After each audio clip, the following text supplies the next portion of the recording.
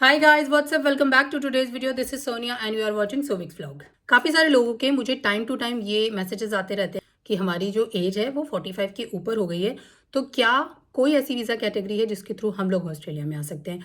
तो गाइज आज की वीडियो में मैं आपको इसी चीज़ के बारे में इन्फॉर्मेशन देने वाली हूँ कि अगर आपकी एज 45 से ऊपर हो गई है तो ऐसी कौन कौन सी वीज़ा कैटेगरीज हैं जिन्हें आप कंसिडर कर सकते हैं, जिन्हें आप एक्सप्लोर कर सकते हैं और चेक कर सकते हैं कि भाई आप किस कैटेगरी में फिट बैठते हैं और अकॉर्डिंगली ही आप अपना ऑस्ट्रेलिया का वीज़ा जो है वो अप्लाई कर सकते हैं। So let's get started.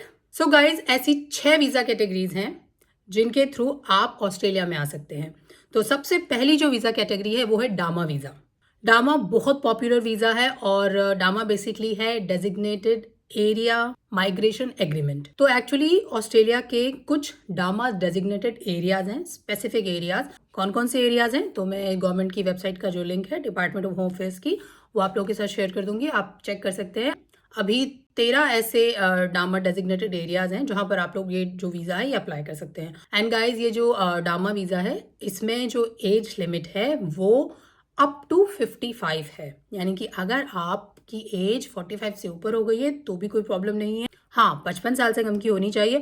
55 साल के ऊपर के लिए तो देखिए बहुत ही एक्सेप्शनल केस होना चाहिए, बट हाँ 55 के अगर आप नीचे हैं तो डामा के थ्रू आप ऑस्ट्रेलिया में आ सकते हैं।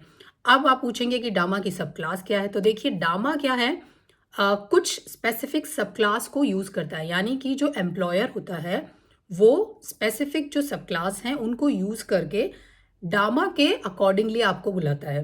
तो जैसे मान लीजिए कि भाई आपके पास कोई स्पेसिफिक स्किल है जिनकी अभी ऑस्ट्रेलिया में बहुत ज़रूरत है, लेकिन आपकी जो एज है वो 45 के ऊपर है और कंपनी जो है वो आपको स्पॉन्सर करने के लिए तैयार है, यानी कि आपको जॉब ऑफर दे रही है। तो अब आपको वो किसी और वीज़ा कैटेगरी के थ्रू तो बुला नहीं सकती, तो उस केस में वो डामा के थ्रू आप लोगों को बुलाएगी। लेकिन जो वीज़ा कैटेगरीज होती हैं डामा के लिए वो देखिए यूजुअली ये लोग यूज़ करते हैं।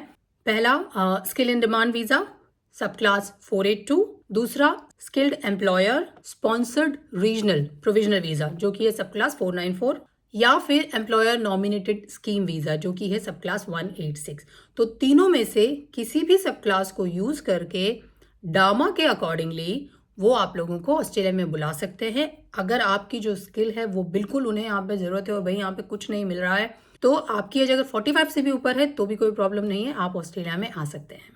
तो एक चीज़ क्लियर हो गई कि डामा जो है वो एम्प्लॉयर स्पॉन्सर्ड वीज़ा है, यानी कि कोई कंपनी ही आपको स्पॉन्सर करेगी, वो जॉब ऑफर देगी तभी आप लोग आएंगे, किसी भी कैटेगरी में आ सकते हैं। दूसरी चीज़ बता दी मैंने कि अगर आपकी एज 45 से ऊपर है तो कोई टेंशन वाली बात नहीं, लेकिन हाँ 55 साल से कम होनी चाहिए। और तीसरी चीज़ ये कि नॉर्मली डामा के लिए ये लोग मांगते हैं 1 साल का रिलेवेंट एक्सपीरियंस, यानी कि जिस भी फील्ड में वो आप लोगों को बुलाना चाहते हैं भाई उसमें आपका एटलीस्ट 1 साल का एक्सपीरियंस होना चाहिए। अब बात करते हैं इंग्लिश की। तो देखिए इंग्लिश की जो रिक्वायरमेंट है वो डिपेंड करती है कि वो आपको किस कैटेगरी में बुला रहे हैं, किस वीज़ा की किस कैटेगरी में बुला रहे हैं।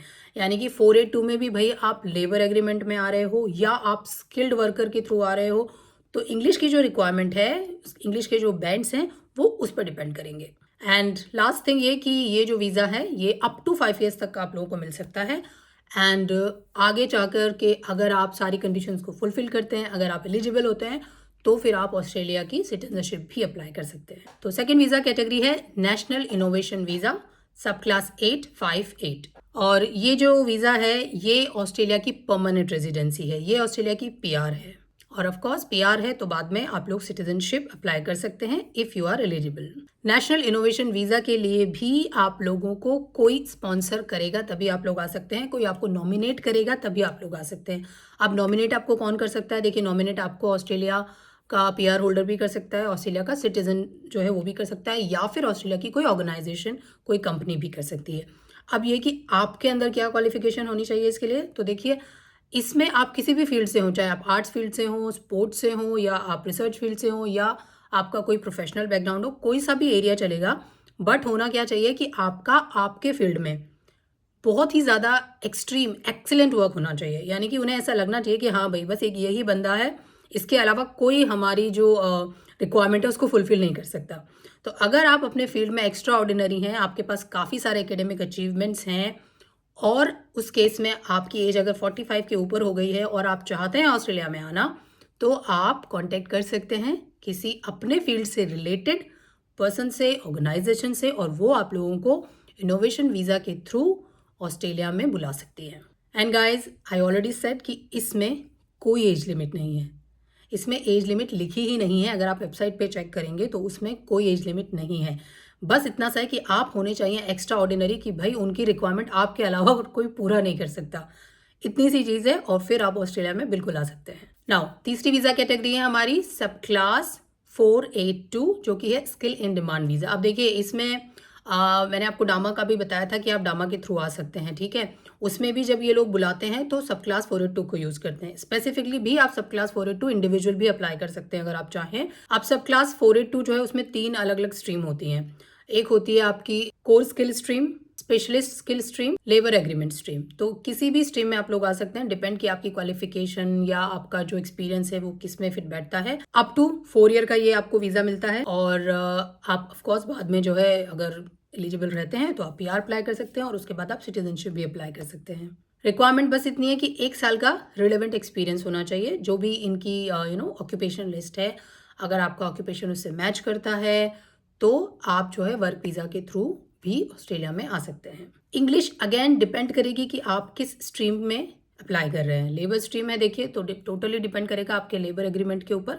उसमें अगर लिखा है 5 बैंड चाहिए या 4 बैंड चाहिए या कुछ भी नहीं चाहिए तो आपको नहीं देना होगा। अगर आप किसी स्पेशलिस्ट स्किल स्ट्रीम में आ रहे हैं, उसमें अगर रिक्वायरमेंट है कि हाँ भाई IELTS में उन्हें 7 बैंड चाहिए या 6 चाहिए, तो इट्स टोटली डिपेंड कि आपका जो स्पॉन्सर है वो क्या डिमांड कर रहा है, आपका जो प्रोफेशन है उसकी क्या डिमांड है। फोर्थ वीज़ा कैटेगरी है सब class 186 employer nomination scheme visa. तो नाम से ही दिख रहा है कि आपको एक नॉमिनेटर चाहिए, एक स्पॉन्सर चाहिए, यानी कि जॉब ऑफर चाहिए, ऑफर लेटर चाहिए, तभी आप लोग इस वीज़ा कैटेगरी के थ्रू ऑस्ट्रेलिया में आएंगे। और ये वीज़ा भी ऑस्ट्रेलिया का PR वीज़ा है, यानी ये भी जो है ऑस्ट्रेलिया की परमानेंट रेजिडेंसी है। नॉर्मल केसेस में 186 के लिए आपकी जो एज है वो 45 से कम होनी चाहिए, लेकिन 186 में अगर आप डामा के थ्रू आ रहे हैं तो अगर आपकी एज 45 साल से ऊपर भी है तो भी कोई प्रॉब्लम नहीं है।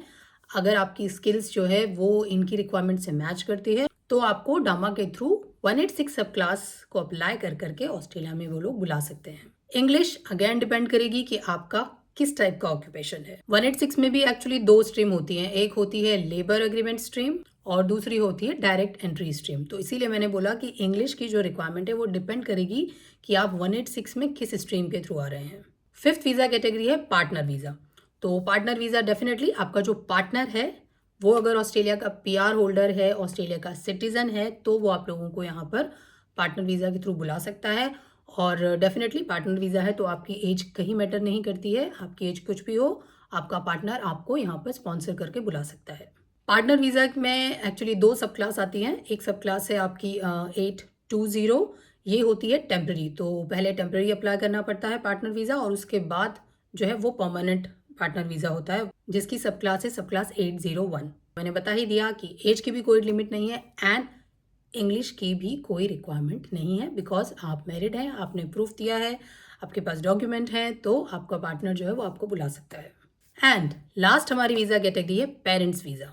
तो जो पेरेंट्स वीज़ा है उसमें भी देखिए यही है कि अगर जो चाइल्ड है वो ऑस्ट्रेलिया का परमानेंट रेजिडेंट है या ऑस्ट्रेलिया का सिटीज़न है, तो उस केस में वो अपने पेरेंट्स को यहाँ पर ऑस्ट्रेलिया बुला सकता है, वो उन्हें स्पॉन्सर करेगा और फिर जो पेरेंट्स है वो ऑस्ट्रेलिया में आएंगे। एंड गाइस, पेरेंट वीज़ा की सब क्लास है सब class 103 end of course parents का वीज़ा है तो उसके लिए न तो कोई एज लिमिट है, न ही कोई इंग्लिश की रिक्वायरमेंट है। सो गाइस, मैंने आप लोगों को ब्रीफ कर दिया है कि ये 6 ऐसी वीज़ा कैटेगरीज हैं जिनके थ्रू आप ऑस्ट्रेलिया में आ सकते हैं अगर आपकी एज 45 के ऊपर है तो भी।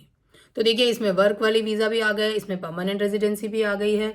तो आप चेक कर सकते हैं कि भाई आपके पास क्या स्किल्स है, क्या एक्सपीरियंस है और कहाँ पर आप लोग फिट बैठते हैं। और डिटेल में इन्फॉर्मेशन के लिए मैं वेबसाइट का लिंक आपको नीचे दे दूंगी, तो आप उसे एक्सप्लोर कर लीजिए और चेक कर लीजिए कि भाई आपको कौन सा वीज़ा अप्लाई करना है। So that's all for today's video guys. अगर आप और किसी चीज़ के बारे में और किसी टॉपिक के बारे में कोई इन्फॉर्मेशन चाहते हैं तो बिल्कुल आप लोग कमेंट बॉक्स में नीचे लिख करके पूछ सकते हैं।